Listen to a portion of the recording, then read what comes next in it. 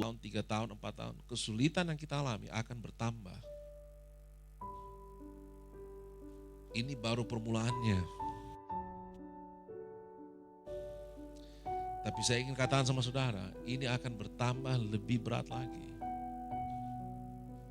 Jadi kalau saudara rasa ini sudah berat, saya kasih sama saudara, ini belum ada apa-apanya. Akan lebih berat lagi daripada ini. Kenapa? Karena pemisahan harus terjadi. Harus api ditambah. Makanya kalau saudara lihat persekusi orang Kristen, puncaknya di Nero. Kenapa? Karena dilihat mana yang sungguh-sungguh, mana yang tidak. Pada saat itu. Jadi saat ini pun kita lagi dipisahkan. Ya, alat penampi sudah di tangannya. Dia menampi, gandum akan disimpan, tapi debu itu akan dibuang keluar. So, ini yang lagi terjadi. Mari kita lihat sebentar. Haleluya. Sudah baik-baik aja, amen.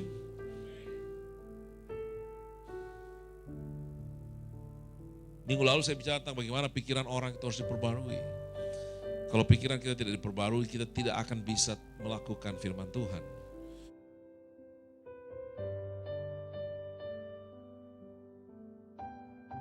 Nah, saya tadi baca sedikit dari 2 Petrus 2, bagaimana orang-orang yang hidup pada akhir zaman itu,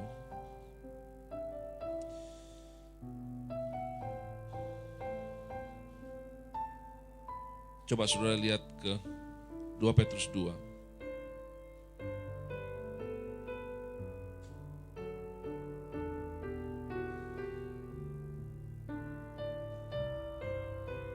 Ayat 6. Dan jikalau Allah membinasakan kota Sodom dan Gomora dengan api, dan dengan demikian memusnahkan dan menjadikannya satu peringatan untuk mereka yang hidup fasik di masa-masa kemudian. Tetapi ia menyelamatkan Lot, orang yang benar, yang terus-menerus menderita oleh cara hidup orang-orang yang tidak mengenal Allah, tidak mengenal hukum, dan yang hanya mengikuti hawa nafsu mereka saja. Sebab orang benar itu tinggal di tengah-tengah mereka dan setiap hari melihat dan mendengar perbuatan-perbuatan mereka yang jahat itu, sehingga jiwanya yang benar itu tersiksa. Maka nyata bahwa Tuhan tahu menyelamatkan orang-orang saleh dari pencobaan dan tahu menyimpan orang-orang jahat untuk disiksa pada hari penghakiman, terutama mereka yang menuruti hawa nafsunya karena ingin mencemarkan diri dan yang menghina pemerintahan Allah. Mereka begitu berani dan angkuh sehingga tidak segan-segan menghujat kemuliaan. Dicatat ya itu sebentar, karena kita akan masuk ke sini sebentar. Ya, padahal malaikat-malaikat sendiri yang sekalipun lebih kuat dari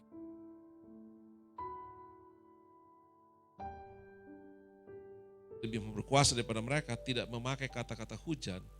Kalau malaikat-malaikat menuntut hukuman atas mereka di hadapan Allah, tapi mereka itu sama dengan hewan yang tidak berakal. Akal budinya tidak diperbaharui sehingga dia seperti kayak hewan yang tidak berakal.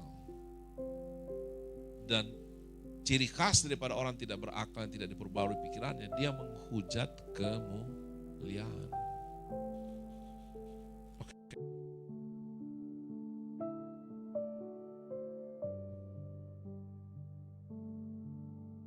Oke, simpan saja dulu, saya akan teruskan ya. Tapi saya akan pindah dulu ke Wahyu. Saudara mungkin pernah dengar Wahyu 6, saya pernah bagikan kan Wahyu 6. Ada berapa? Ada 6 materai di situ ya. Ya, kita sudah belajar 6 materai. Kalau saudara yang ikut pengajaran hari Sabtu sudah mengerti apa namanya 6 materai itu. Sekarang saya baca Wahyu 7.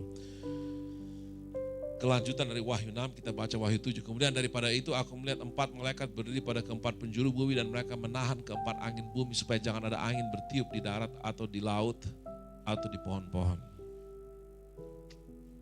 Dan aku melihat seorang malaikat lain yang muncul dari tempat matahari terbit. Ia membawa materai Allah yang hidup dan ia berseru dengan suara nyaring kepada keempat malaikat yang ditugaskan untuk merusakkan bumi dan laut.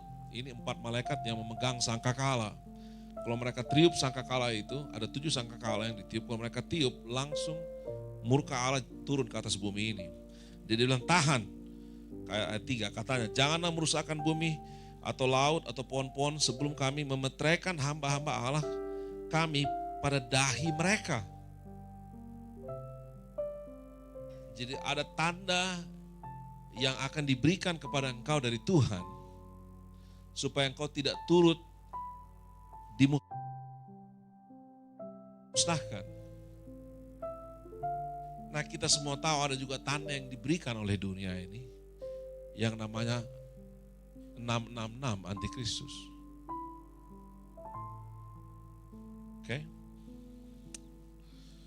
Dan aku mendengar jumlah mereka yang dimeteraikan itu 144.000 yang telah dimeteraikan dari semua suku keturunan Israel. Nah, ini semua simbolik, tidak betul-betul seperti yang dikatakan literal di situ. Kenapa? Karena dia bilang apa? Semua dimeteraikan dari semua suku keturunan Israel. Nah, saudara tahu enggak bahwa ada satu suku yang tidak ada di situ?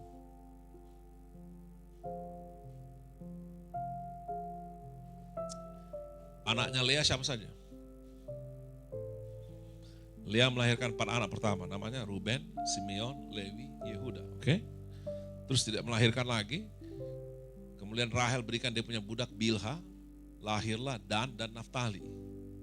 Oke? Kemudian karena Lea tidak melahirkan, dia berikanlah budaknya Zilpah, lahirlah Gad dan Asher. Tapi kemudian Tuhan membuka lagi rahimnya Lea, dia melahirkan lagi 2 anak, namanya Zebulon dan satu lagi Isakar. Sudah berapa tuh?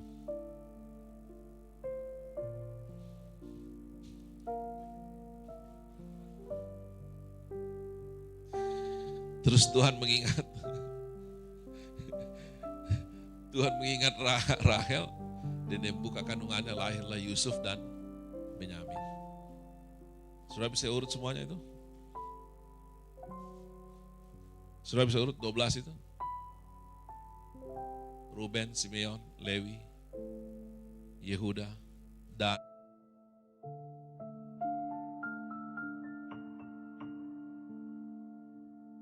Naftali, Gad, Asher, Isakar, Zebulon, Yusuf.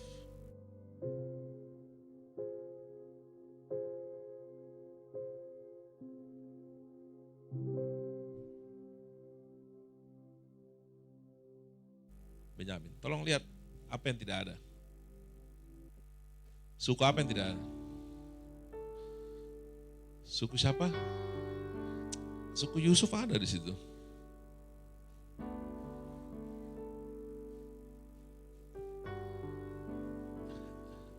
Yang tidak ada Dan. Oke. Jadi satu suku hilang.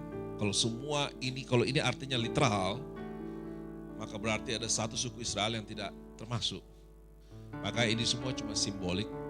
Mau tahu apa artinya? Saya juga tidak tahu. Saya tidak tahu, saya tidak mengerti. Jadi saya tidak berusaha untuk menjelaskan ini. Tapi yang saya tahu cuma satu. Mereka meteraikan. Ada tanda yang mau diberikan. Tuhan bilang, tahan, jangan dulu. Kan materi ke-6 kebuka, ingat? Saya bilang materi ke-6 kebuka. Apa yang terjadi? Matahari menjadi gelap, apalagi? Kemudian apa? Bulan menjadi gelap, matahari menjadi gelap, terus hari Tuhan terjadi, sangkakala ditiup Tuhan Yesus turun, kita naik bersama dengan Dia. Nah, sewaktu kita naik, disitulah kita dimateraikan. Sebelum kita naik itu kita dimateraikan dulu. Jadi orang yang tidak termeterai itu yang tidak naik. Karena kita dipisahkan sebelum dunia ini dihukum. Nah, mari kita lihat di ayat 9, setelah kita baca tadi semua suku-suku itu.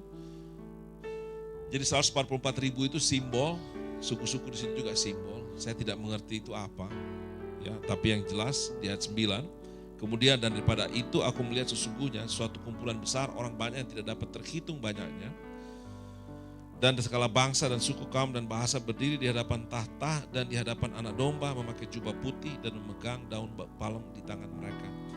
Dan dengan suara nyaring mereka berseru, keselamatan bagi Allah kami yang duduk di atas tahta dan bagi anak domba.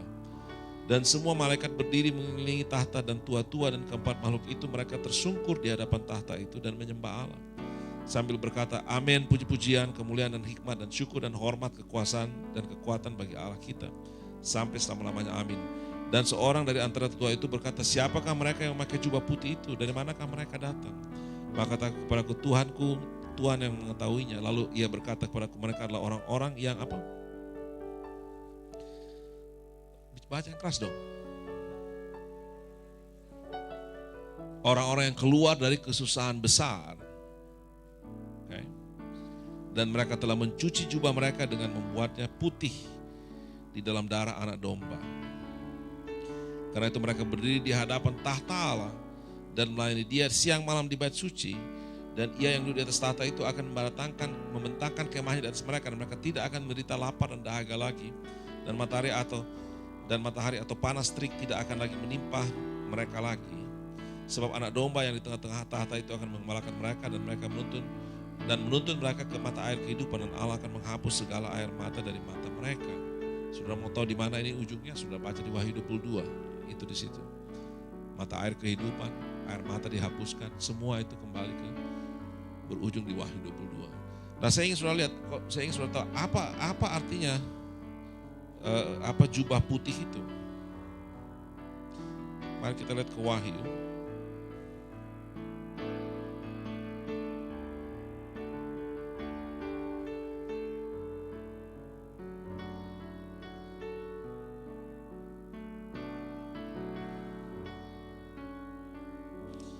Wahyu 19, terakhir ya.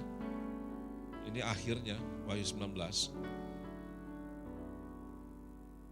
Saya mau saudara lihat ayat yang ke 11.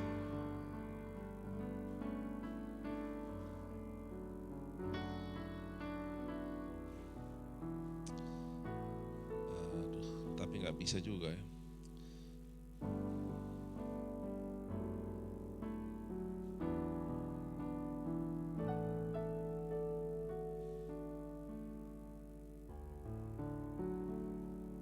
Ayat 6 saya kita mulai. Dan aku mendengar seperti suara himpunan besar orang banyak, seperti desah air bah, seperti deru guruh yang hebat, katanya haleluya. Oke. Jadi ini kelanjutan dari Wahyu 7 tadi. Haleluya, karena Tuhan Allah kita yang Maha Kuasa menjadi Raja, marilah kita bersuka cita, bersorak-sorai dan memuliakan Dia, karena hari perkawinan anak domba telah tiba dan pengantinnya telah siap sedia, yaitu kita. Dan kepada dikaruniakan memakai kain apa? Yang berkilau-kilau dan putih bersih. Apa? Lenan halus itu adalah apa?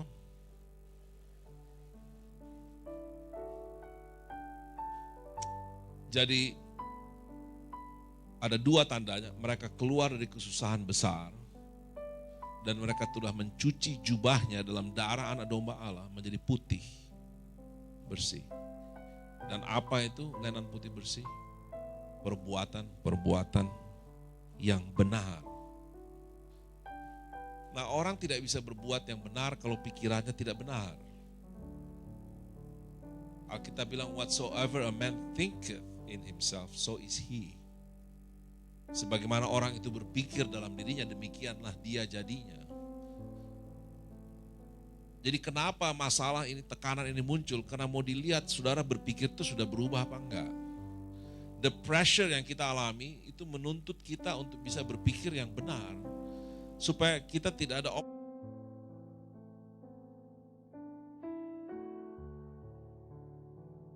options, tidak ada ruang, kita harus pilih, kita dituntut untuk memilih. Sebelum ada COVID-19 ini kita tidak perlu memilih. Kita ke gereja tidak perlu memilih.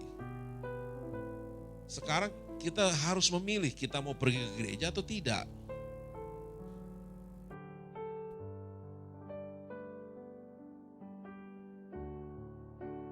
Nah, kalau saya katakan harus ke gereja, orang marah karena kok terlalu ekstrim, kok tidak berhikmat.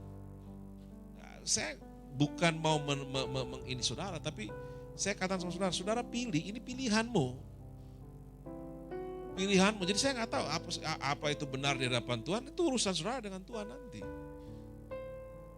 Karena kita semua akan melewati kesusahan besar. Ini tekanannya kayak begini, besok lebih berat lagi, percaya saya.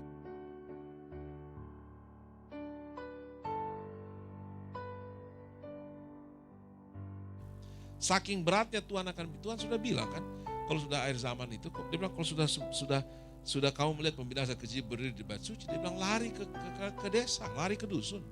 Orang yang di dusun jangan masuk ke kota. Kenapa? Karena di kota ini kita setengah mati. Semua kita di sini hidup ini bukan dari Kita hidup di bubble, kita tidak merasakan, tidak real kehidupan di kota ini. Tapi repotnya semua orang berkumpul di kota.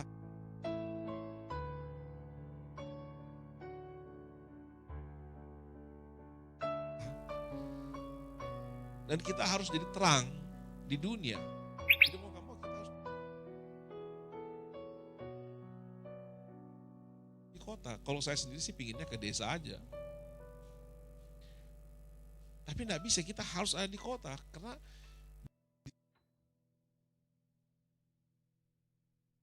disinilah orang-orang itu berkumpul. Yang membuat kompleks semua ini kan kota. Semakin besar itu kota, semakin kompleks kehidupan. Tapi sebenarnya tidak perlu itu kompleksitasnya.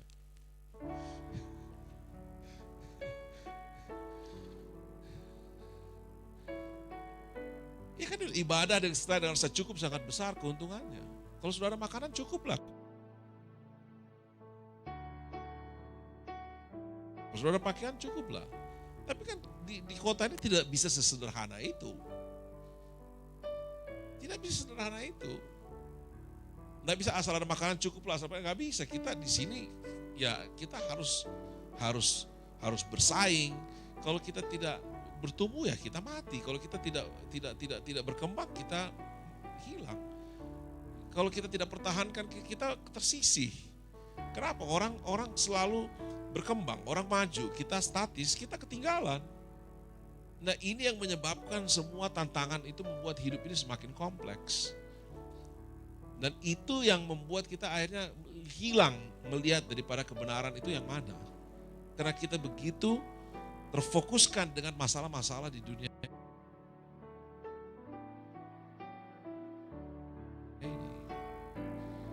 Dan tidak ada yang salah. Nah sekarang kalau kita di kampung terjadi COVID kayak begini, kenapa kita mesti pusing? Mau makan di kebun ada makanan, mau minum ada air. Kita tidak terlalu butuhkan yang macam-macam. Tapi karena kita di kota kita harus bayar pajak, kita harus bayar listrik, harus bayar air, belum bayar utang semua. Kita harus kerja cari duit, sudah tahu. Nah dari cari duit itulah yang membuat kita akhirnya bersaing, kita harus berkembang, tidak salah. Tetapi itu yang menjadi kompleks. Akhirnya kita mulai tidak melihat bahwa kita harus melakukan firman. Kita mulai melakukan apa yang enak buat kita, apa yang efisien, apa yang gampang, apa yang tidak ada resiko, apa yang risikonya kecil. Padahal sebenarnya kita dipanggil untuk membasuh jubah kita di dalam darah anak domba, supaya perbuatan-perbuatan kita menjadi perbuatan yang benar. Berarti kita punya pikiran harus dicharge, maka kesulitan akan bertambah. Besok sudah lihat akan muncul yang lain. Saya tidak mengharapkan yang tidak baik, tapi dari kitab suci yang saya baca ini, makin berat, akan makin terlihat apa yang saudara percaya, bagaimana saudara berpikir. Karena ujungnya orang-orang yang akan dibinasakan itu dikatakan seperti hewan yang tidak berakal. Berarti mereka tidak memakai akal budi mereka. Berarti akal budi mereka tidak diperbaharui. Berarti mereka tidak mengerti kebenaran. Itu kenapa mereka menghujat kemuliaan. Karena mereka tidak mengerti kebenaran. Amin Bapak Ibu sekalian.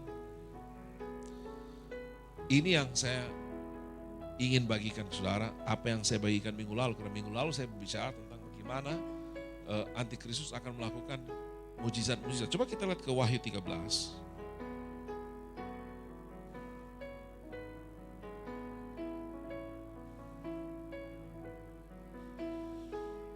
Haleluya.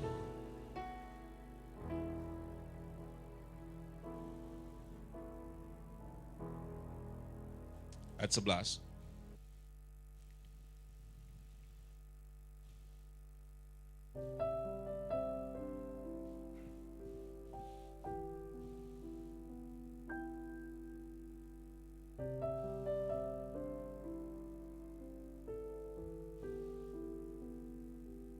Sudah sampai Bapak Ibu sekalian?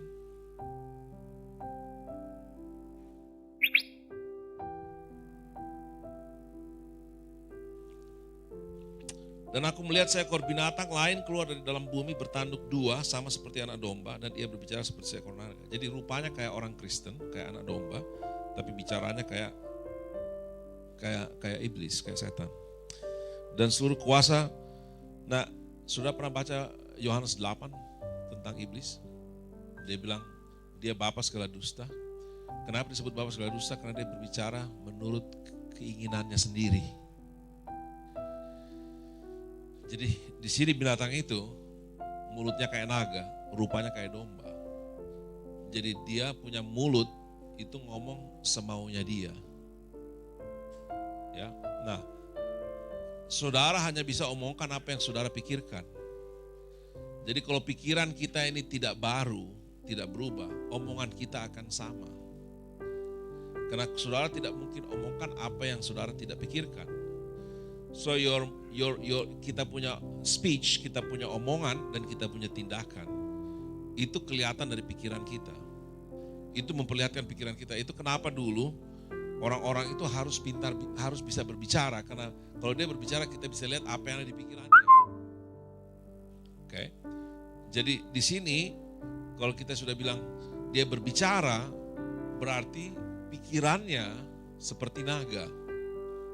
Nah ingat, itu tanda ada di pikiran, ada di sini, di dahi, di pikiran, dan di tangan, perbuatan. Jadi tanda 66 itu ada di pikiran, di kepala sini, dan ada di tangan. Jadi itu melambangkan bukan visible sign, bukan berarti kalau besok saudara lihat orang-orang punya ada angka 66 di sini, di tangan ada 66, bukan. Berarti pikirannya iblis, dan perbuatannya adalah perbuatannya iblis. Otomatis kalau kita berpikir yang tidak sesuai firman Tuhan, kita akan lakukan yang tidak sesuai firman Tuhan. Kalau kita berpikir tidak sesuai kebenaran, maka kita akan melakukan yang tidak sesuai dengan kebenaran. Whatever we do is according to what we think. Dan apa yang kita pikirkan itulah yang membentuk choices kita. Nah, tekanan bertambah supaya kita dipaksa untuk mengambil choices. Kalau tidak ada tekanan, tidak kelihatan choice-nya kita. Makanya Rasul Paulus itu tidak mati konyol di Roma. Dia tahu dia akan mati di Roma, but he choose. Dia tidak lari dari penderitaan. Dia tahu kenapa dia menderita. Dia tahu dia harus ke situ. It's a choice.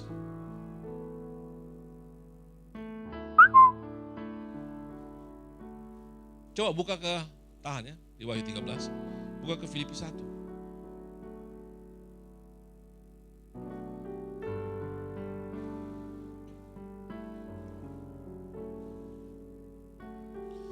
Haleluya. Sudah baik-baik aja, amin.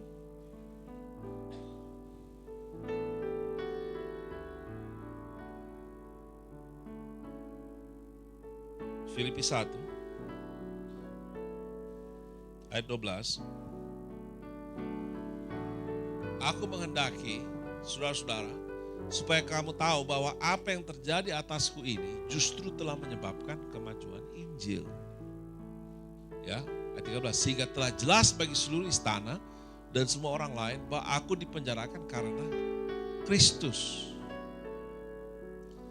Dan kebanyakan saudara dalam Tuhan telah beroleh kepercayaan karena pemenjaraanku untuk bertambah berani berkata-kata tentang firman Allah dan tidak takut. So, apa yang Paulus lakukan, it's a choice.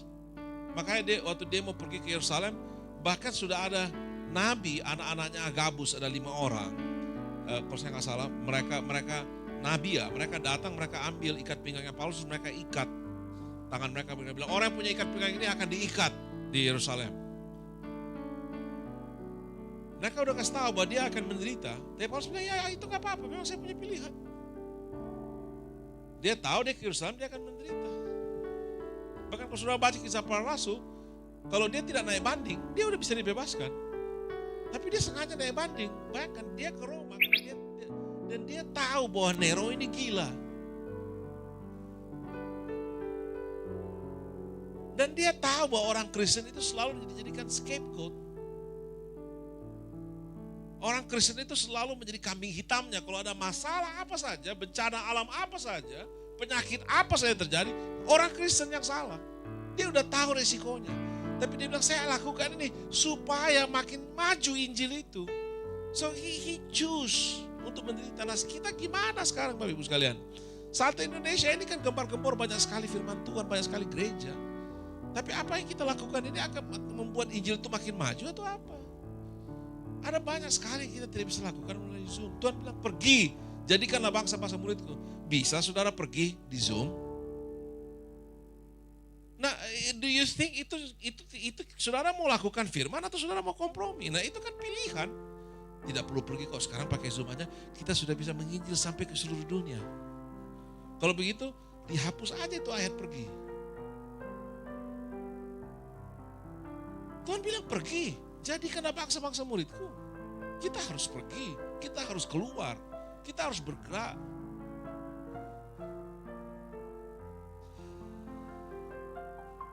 Jadi tekanan ini, pressure ini memperlihatkan keputusan kita itu seperti apa. Choices kita harus ada. Nah, choices kita ini memperlihatkan apa yang kita pikirkan itu benar atau tidak. Coba kembali ke Wahyu 13. Tadi sudah baca 2 Petrus 2 ya. Saudara baca 2 Petrus 2. Saya tidak mau terlalu lama khotbah karena saya udah lapar.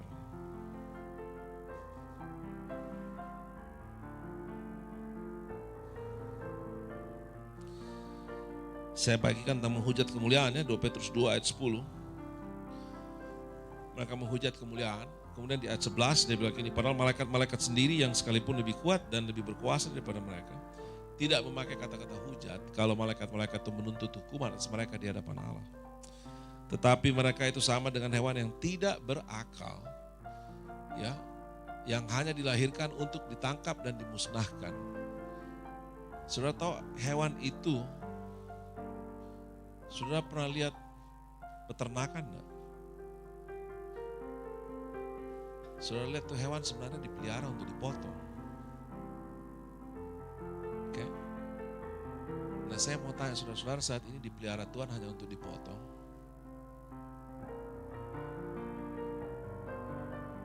Jadi saudara jangan bangga dulu, Tuhan Yesus jaga saya. Iya, jaga untuk dipotong atau apa?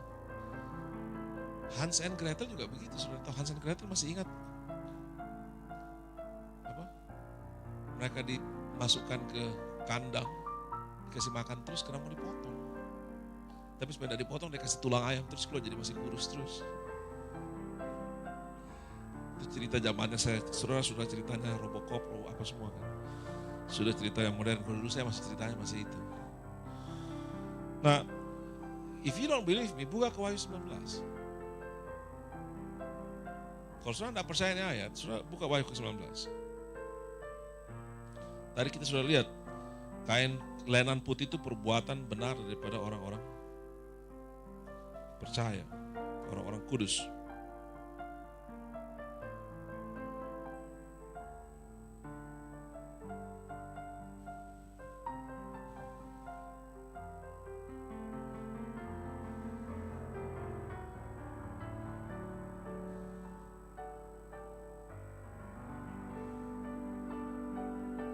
Di ayat berapa tadi?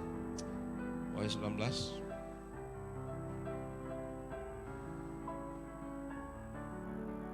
Ayat berapa? Ayat 6 ya. Sorry saya agak. Ya, ayat 6 ya. Perbuatan-perbuatan benar dari orang kudus. Terus dia bilang, lalu ia berkata, ayat 9, ayat 8 tadi. Ayat 9, lalu ia berkata kepadaku, tuliskanlah, berbahagialah mereka yang diundang ke perjamuan kawin anak domba. Nah, kalau kita ke perjamuan kawin itu apa? Ada yang disembelih kan? Saudara mau tahu siapa yang disembelih? Saya buka terus ya, supaya saudara lihat bukan saya yang ngomong. Perjamuan kawin anak domba katanya lagi ayat ke-9. Perkataan ini adalah benar, perkataan-perkataan dari Allah. Nah, perjamuan kawin. Kemudian ayat 11 kita lompat aja. Lalu aku melihat surga terbuka. Sesungguhnya ada seekor kuda putih dan ia menaunginya bernama yang setia dan yang benar. Oke, jadi kalau kau nggak setia, kau nggak ada di situ. Ia menghakimi dan berperang dengan adil, dan matanya bagaikan nyala api. Dan di kepalanya terdapat banyak mahkota, dan padanya tertulis satu nama yang tidak, dan padanya ada tertulis satu nama yang tidak diketahui seorang pun. Dan ia memakai jubah yang ditelacupkan dalam darah, namanya adalah firman Allah. Dan semua pasukan yang di surga mengikuti dia. Mereka menunggangi kuda putih dan memakai lenan halus yang putih bersih. Dan dari mulutnya keluar sebilah pedang tajam untuk memukul segala bangsa. Dan ia akan menggembalakan mereka dengan gada besi. Ia akan memeras anggur dalam kilangan anggur, yaitu kegerangan murka Allah yang maha kuasa. Daripadanya, dari jubahnya, di pahanya tertulis apa? Oke, jadi boleh bertato ya. Tuhan Yesus saja di pahanya ditato, ditulis raja segala raja. Jadi saudara jangan marahin orang bertato. Tuhan Yesus tidak ditulis di KTP-nya raja segala, di pahanya. Oke. Jadi saudara jangan sok pinter. Kalau lihat orang bertato, wah berdosa. Tuhan Yesus saja ditato.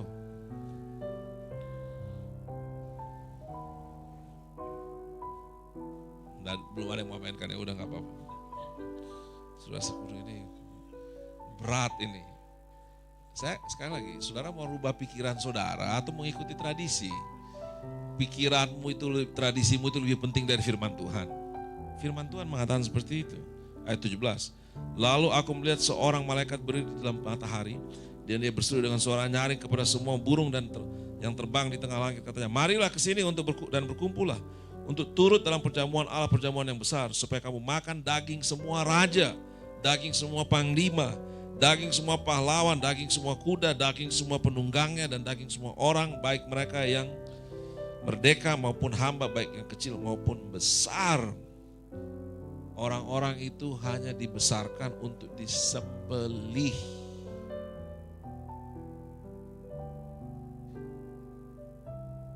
Jadi Tuhan piara kita untuk masuk ke perjamuannya atau untuk disembelih pada waktu perjamuannya. Pikirkan aja baik-baik.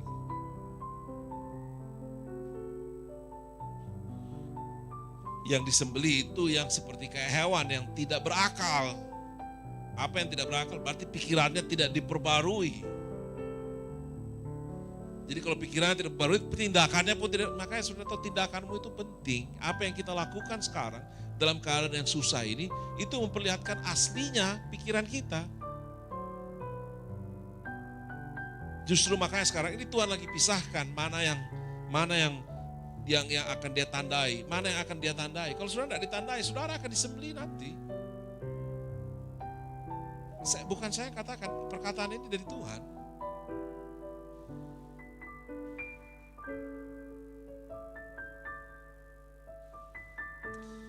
Kalau saudara baca semuanya, disitulah akhir segala sesuatu. Tadi kita di Wahyu 13 ya. Coba kita kembali ke Wahyu 13.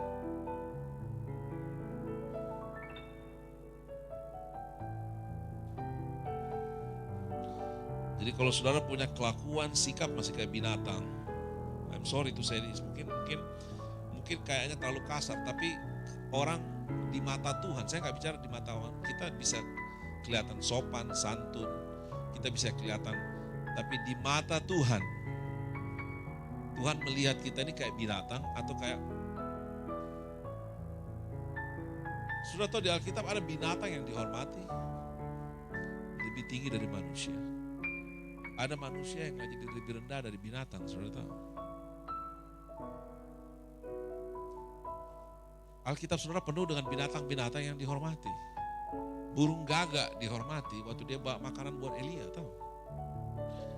Itu ikan besar yang makan Yunus dihormati daripada Yunus yang lari dari Tuhan.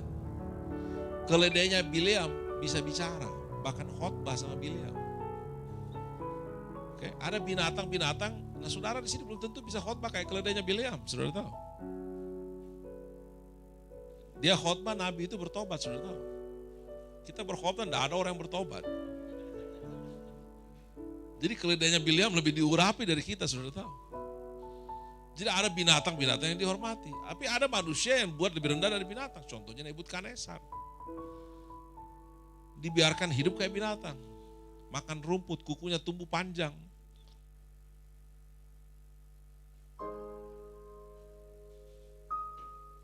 Jadi hati-hati.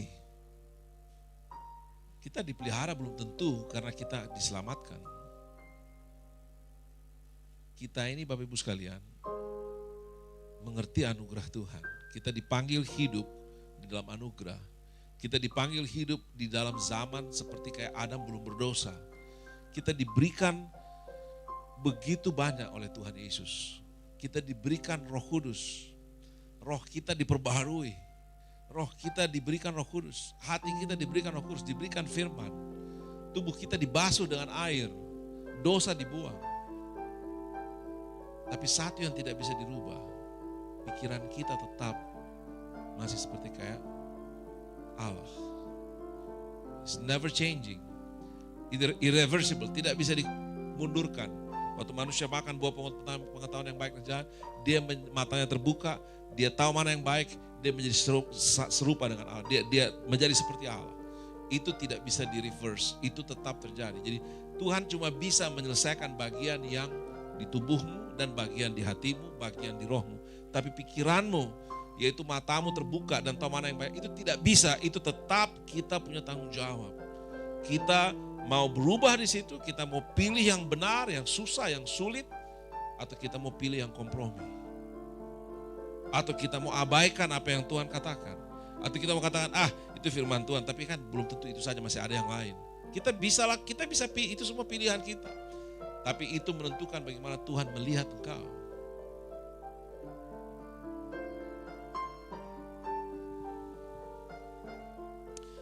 Kembali Wahyu 13, aku melihat seekor binatang lain yang tadi kita sudah berbicara seperti naga serupa bentuk domba. Dan seluruh kuasa binatang yang pertama itu dijalankannya di depan matanya, ayat 12. Ia menyebabkan seluruh bumi dan semua penghuni menyembah binatang pertama yang luka parah telah sembuh. Jadi satu hal yang kau harus tahu, kau akan berlawan dengan semua orang di dunia ini.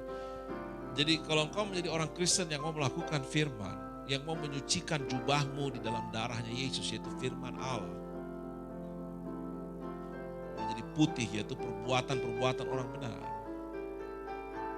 Perbuatan-perbuatan benar orang kudus. Engkau harus melawan seluruh dunia. Kita akan dibilang aneh. Kita akan dibilang tidak solider. Karena seluruh dunia menyembah itu binatang. Berarti kita akan lihat satu wave yang semuanya itu akan menentang kalau kita tidak sama dengan dia. Itu yang lagi terjadi saat ini. Kita tidak boleh berbeda. Kalau kita berbeda, kita akan dibully. Jadi supaya tidak kelihatan berbeda, kita diam. Tetapi api itu makin panas sehingga kita tidak bisa diam. Kita harus buat keputusan. God will not allow us to stay silent. Semua kesulitan ini membuat kita tidak bisa stay silent. Tujuannya itu, we have to make a choice.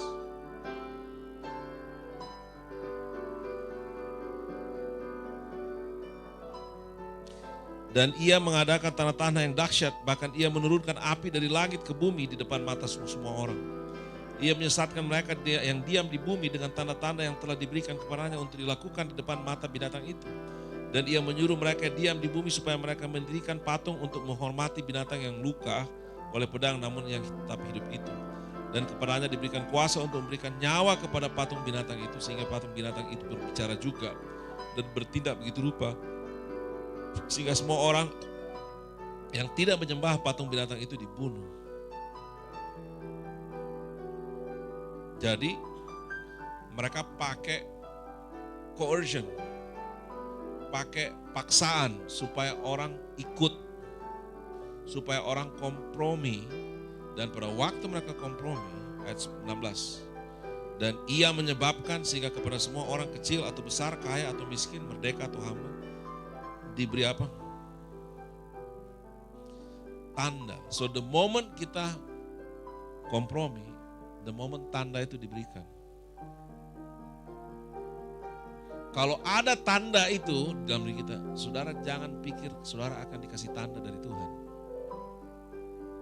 Saudara baca tadi di Wahyu 7 kan? Itu malaikat berhenti, stop, jangan dulu.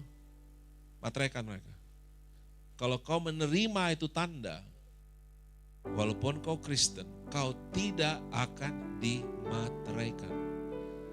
Camkan apa yang saya bilang, saya tidak bicara ini untuk menyenangkan orang. Ini akan terjadi. Jadi dari sekarang kalau engkau tidak melatih dirimu untuk hidup beribadah kepada Tuhan, tidak melatih dirimu untuk memilih yang susah, yang benar, maka apa yang terjadi? The chance bahwa engkau akan kompromi akan sangat besar. Dan pada saat kita kompromi, karena semua orang sudah tidak bisa lagi dengar apa yang benar. Kenapa? Mereka lihat itu patung bisa bicara. Mereka lihat itu tanda-tanda, dia turunkan api dari langit. It was so powerful sampai orang tidak bisa dengar lagi yang lain kecuali dia yang benar. Jadi dia menjadi satu arus pendapat yang tidak bisa dikalahkan. Yang kita dituntut untuk ikuti itu. Kalau kita ikuti itu, kita kompromi dengan itu, maka kita akan menjadi sama. Kita menerima itu tanda. Dan kalau kita terima itu tanda, kita tidak akan dimateraikan.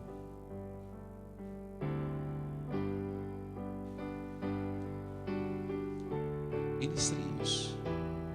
This is a serious thing. Saya bicara ini bukan karena saya punya kepentingan, tapi buat saudara. Apa gunanya saudara sudah terima Yesus sungguh-sungguh baca Alkitab untuk nanti di hari terakhir kau sadar bahwa kau tidak dimateraikan? Apa gunanya? Kita nggak bisa buat apa-apa lagi. So saya nggak bisa selamatkan saudara. Pada hari itu saya tidak bisa bilang, oke, sekarang bertobat, tidak bisa. Because what you choose today will determine, akan menentukan apa yang akan terjadi besok itu.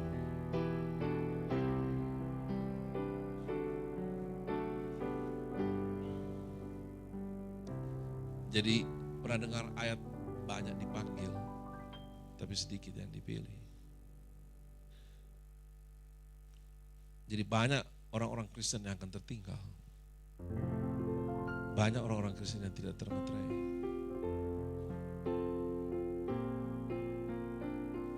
Dan disitulah kesedihan yang paling besar yang kita akan alami. Sampai Tuhan harus bersihkan air mata kita.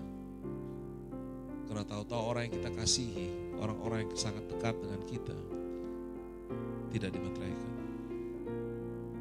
At that moment, you cannot do anything anymore.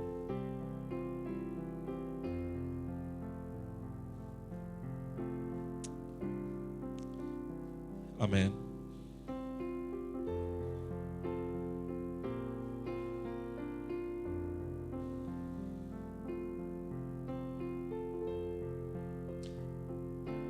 Sudah 1:30.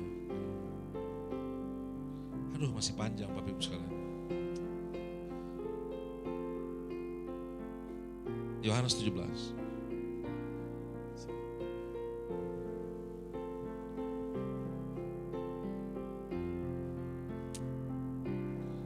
Haleluya. Minggu lalu saya semangat sekali khotbah. Waktu kita masih live streaming. Saya khotbah bersemangat. Saya begitu bersemangat sampai saya lupa bernafas, saudara.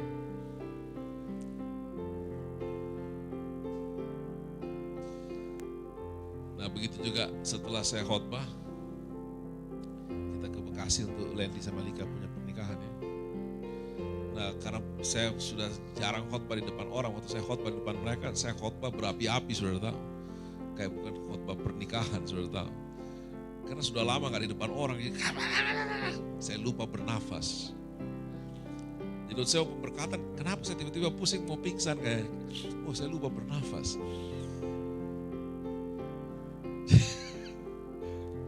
Untung saya gak pingsan, kalau gak pingsan jadi berkati kalian. Jadi waktu saya khotbah karena lihat orang, jadi semakin semangat. So, Yohanes 17 ya. Nah ini yang saudara saya mau lihatkan. Saya tadi bilang kan, kalau kita harus mengerti kemuliaan. Ya.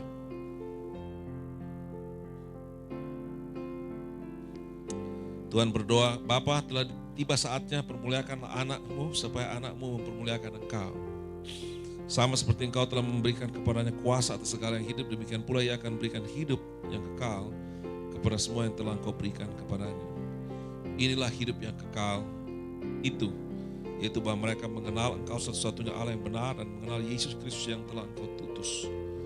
Aku telah mempermuliakan engkau di bumi dengan jalan menyelesaikan pekerjaan yang engkau berikan kepada aku untuk melakukannya. So, kemuliaan yang Tuhan mempermuliakan, dia mempermuliakan dirinya. Jadi kalau saudara baca ini, kalau Tuhan, aku telah mempermuliakan engkau, itu maksudnya Tuhan mempermuliakan dirinya. Because Jesus is basically the Father himself.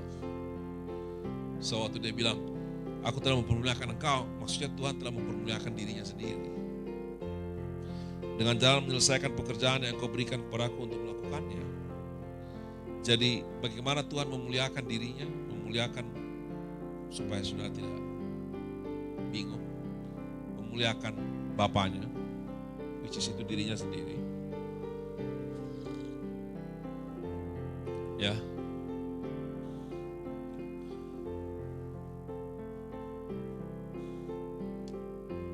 Dengan menyelesaikan pekerjaannya. Pekerjaan yang Bapa berikan kepada dia. Kalau sebab itu Bapa permuliakan aku padamu sendiri dengan kemuliaan yang kumiliki di hadiratmu sebelum dunia ada.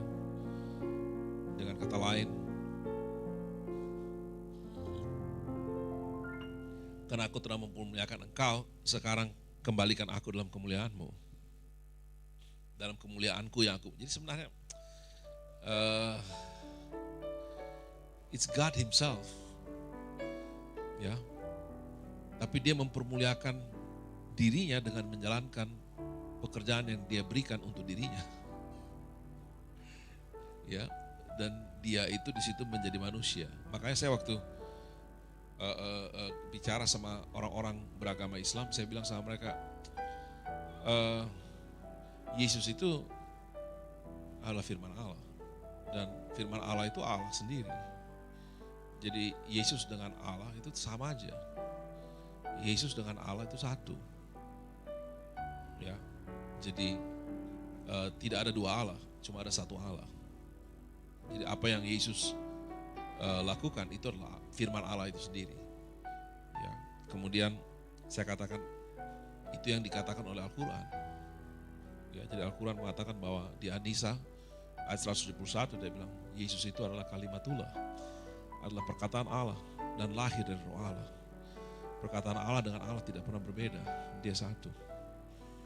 Jadi Yesus minta kemuliaannya untuk, maksudnya supaya dia kembali dalam kemuliaannya.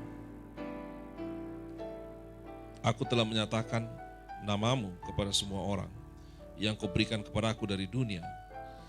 Jadi itu kenapa namanya dia cuma satu, yaitu Yesus Al-Masih,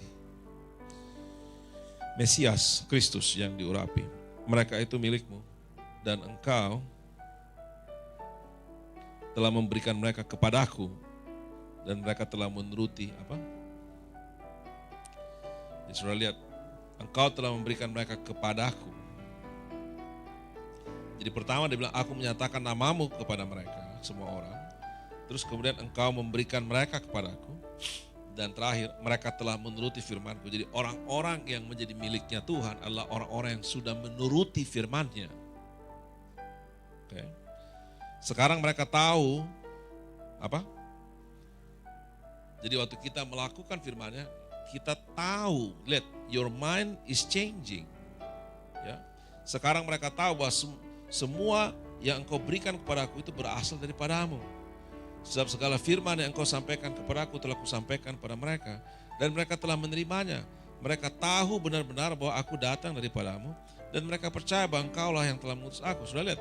Jadi you cannot believe something that you don't know. Jadi setelah Tuhan bilang, aku sampaikan firman dan mereka tahu. Karena mereka sudah menerima itu firman. Dan mereka bukan cuma mereka percaya.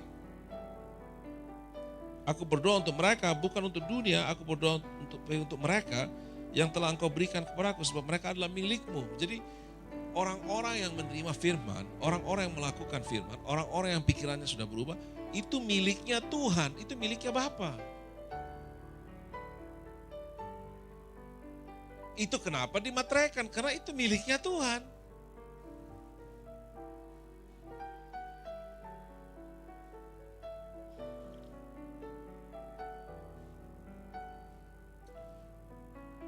Dan kalau saudara miliknya Tuhan, berarti yang menentukan saudara mati itu Tuhan.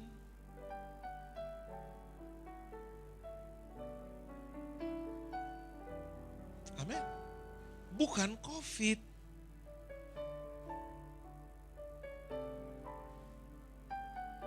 Sudah enggak percaya? Ayo. Sudah punya pikiran mungkin masih opsi-opsi lain. Mungkin interpretasinya beda-beda. Segala milikku, ayat 10. Segala milikku adalah milikmu, dan milikmu adalah milikku. Dan aku telah dipermuliakan di dalam mereka. Itu kemuliaan yang sudah tidak boleh hujat. Kalau Tuhan sudah permuliakan dirinya di dalam orang itu, jangan berani hujat itu.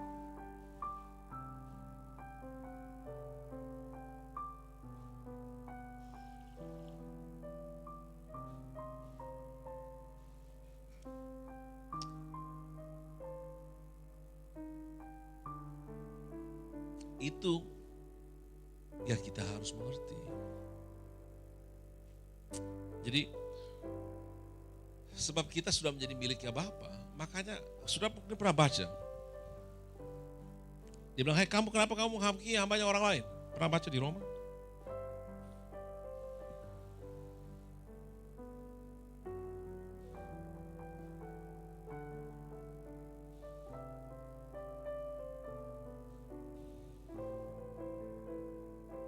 Roma 14 sudah. Ayat 4.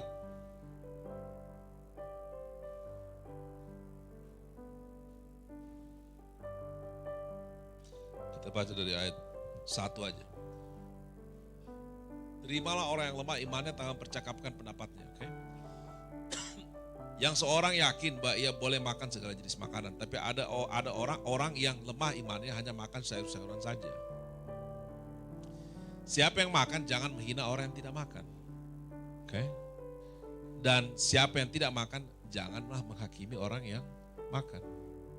Sebab Allah telah menerima orang itu. Oke? Ada orang yang bilang tidak boleh makan darah. Ada orang yang bilang boleh makan darah. Ada orang terserah. Kalau jangan dulu ayat 4, saya belum masuk ayat 4. Ya. Yang penting siapa yang makan jangan menghina orang yang tidak makan. Tetapi siapa yang tidak makan, jangan menghakimi orang yang makan. Jadi orang yang tidak makan biasanya menghakimi yang makan. Dan orang yang makan biasanya menghina orang yang tidak makan. Misalnya ada orang yang makan babi, ada yang tidak makan babi. Yang akan makan babi akan menghina orang yang tidak makan babi. Bodoh lu, ya, itu daging terenak di dunia. Tapi orang yang tidak makan babi, lu najis lu, makan yang najis lu. Dia menghakimi orang yang makan. So anyway, Tuhan bilang jangan menghakimi orang yang makan sebab Allah telah menerima orang itu. So jangan menghakimi dan jangan menghina. Ayat 4. Siapakah kamu sehingga kamu menghakimi hamba orang lain? Entahkah ia berdiri, entahkah ia jatuh, ia adalah urusan tuannya sendiri. Tetapi ia akan tetap berdiri karena Tuhan berkuasa menjaga dia terus berdiri. So, kalau engkau hambanya Tuhan, miliknya Tuhan, Dia berkuasa menjaga engkau tetap berdiri. That's the Bible. Berarti saudara kalau hamba Tuhan, saudara miliknya Tuhan, Dia berkuasa menjaga engkau dari COVID itu.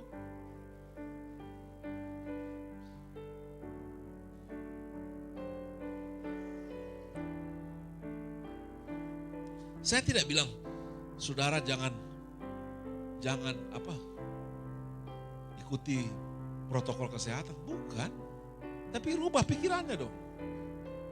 Jangan hidup dengan ketakutan.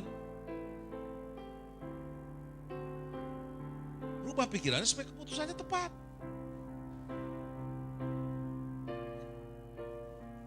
Iya kan? Presiden Amerika aja kena COVID coba.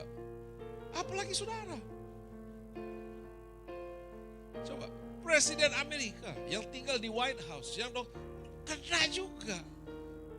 Jadi kenapa kita mesti pikir, tapi dia juga sembuh, umur 74 tahun, sembuh dalam 3 hari.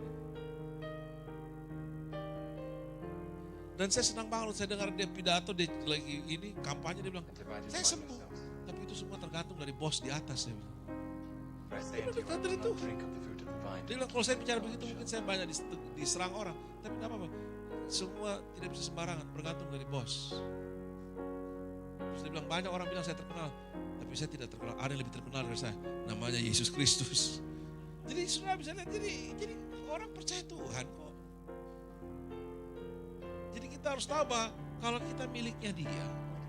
Sudah tahu, 80% orang yang kena COVID, semuanya itu menggunakan masker, tahu.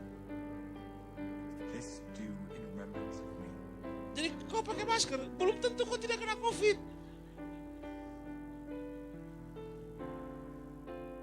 %80 yang kena COVID itu semua pakai masker, tidak pernah buka masker.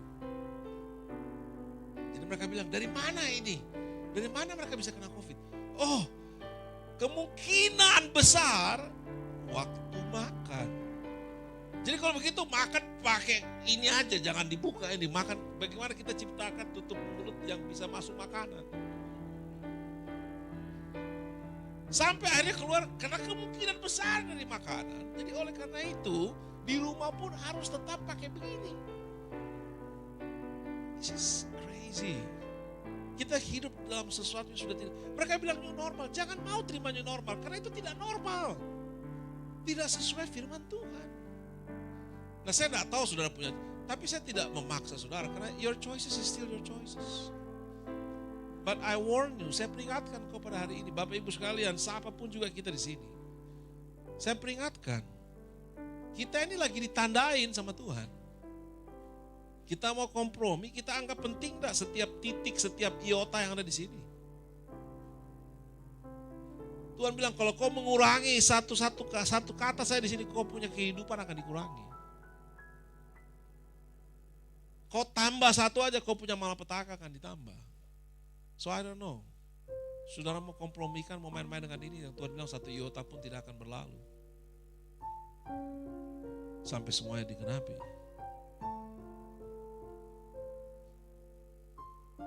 Karena Tuhan Yesus berdoa, dan aku tidak lagi dalam dunia, ayat 11, tapi mereka masih ada dalam dunia. Aku datang kepadamu, ya Bapa yang kudus, peliharalah mereka dalam namamu, yaitu namamu yang telah kuberikan padaku, supaya mereka menjadi satu, sama seperti kita. Selama aku bersama mereka, aku melihara mereka dalam namamu, yaitu namamu yang telah kuberikan padaku. Aku telah menjaga mereka dan tidak seorang pun dari mereka yang binasa, selain daripada yang Dia telah tentukan untuk binasa, supaya genaplah yang tertulis dalam kitab suci. Jadi tidak akan ada yang binasa kecuali yang memang sudah ditentukan untuk binasa. Sudah tahu, sudah ada yang ditentukan untuk disembelih di perjamuan nanti. Tetapi sekarang aku datang kepadamu dan aku mengatakan semuanya ini sementara aku masih ada dalam dunia, supaya penuhlah sukacitaku di dalam diri mereka.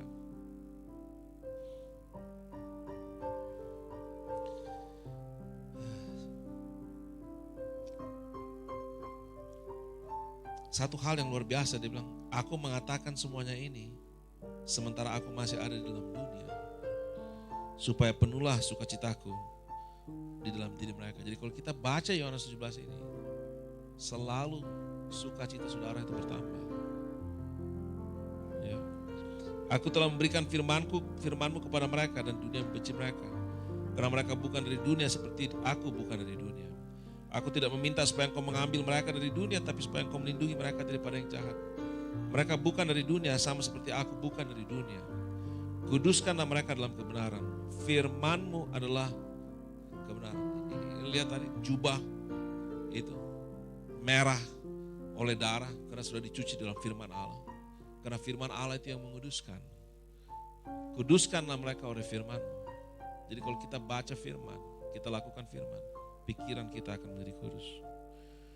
Aku menguduskan diriku bagi mereka supaya mereka dikuduskan dalam kebenaran. Jadi yang menguduskan engkau adalah kebenaran.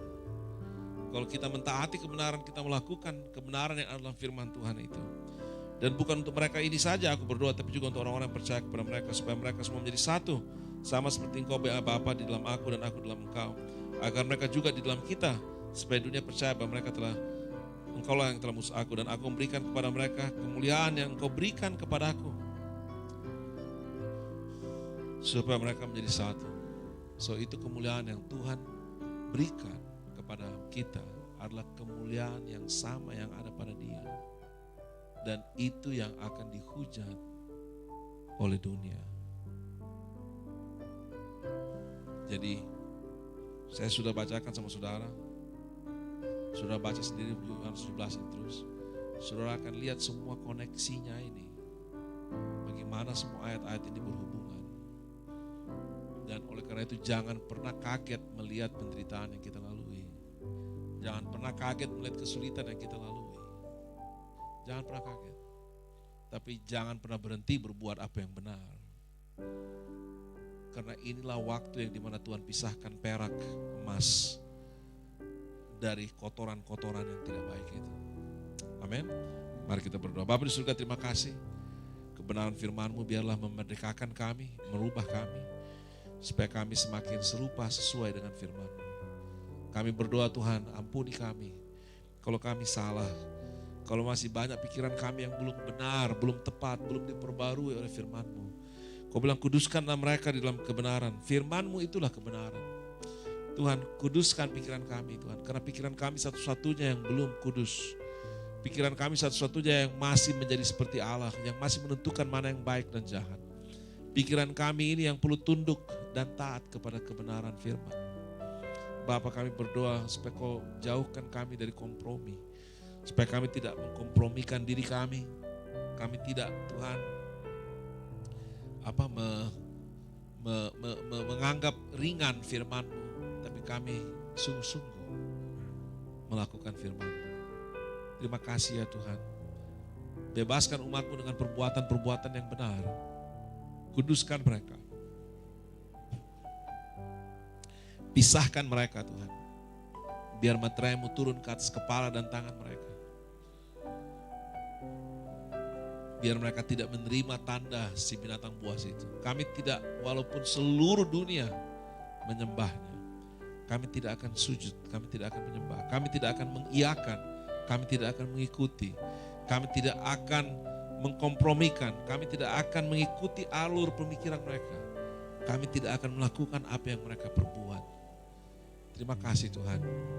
Jaga tangan dan pikiran kami untuk terus berpikir, untuk terus melakukan apa yang benar. Supaya jubah kami putih. Supaya kalau kami berdiri di depan Engkau Tuhan, kami seperti kayak orang-orang yang sudah keluar dari kesusahan besar. Orang-orang yang sudah mencuci jubahnya putih. Orang-orang yang tidak bercacat, tidak bercela di hadapan Engkau. Terima kasih ya Tuhan. Terima kasih ya Tuhan. Kami tahu pekerjaan kami masih besar, masih banyak Tuhan. Masih banyak kami harus beritakan Injil, masih banyak orang yang kami harus baptis, masih banyak orang yang kami harus didik, masih banyak orang yang kami harus muridkan.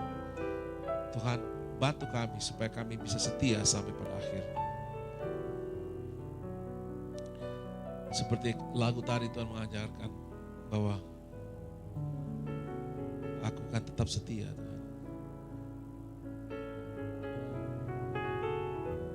Terima kasih Bapa. Aku serahkan umat-Mu Tuhan, baik yang ada di sini maupun yang di rumah. Aku berdoa jamah mereka, buka hati dan pikiran mereka. Let them see Tuhan. Biarlah mereka mengasihi kebenaran lebih dari semuanya. berkati Tuhan umat-Mu ini. Dimanapun mereka, di rumah, berikan kelegaan dari semua penderitaan-penderitaan ini, berikan penghiburan supaya mereka kuat, supaya mereka tidak makin hari makin terjerumus, tertarik ke dalam suasana yang tidak baik ini. Tapi mereka semuanya bisa memperoleh kekuatan dan luput daripada kesulitan di dunia ini. Terima kasih Bapa, kami serahkan semua mereka dalam tangan-Mu. Kami serahkan umat-Mu ini Tuhan ke dalam tangan-Mu. Hanya dalam satu nama, Tuhan Yesus Kristus, Tuhan dan Juru Selamat kami. Dan mari kita semua yang percaya sama-sama katakan, amin.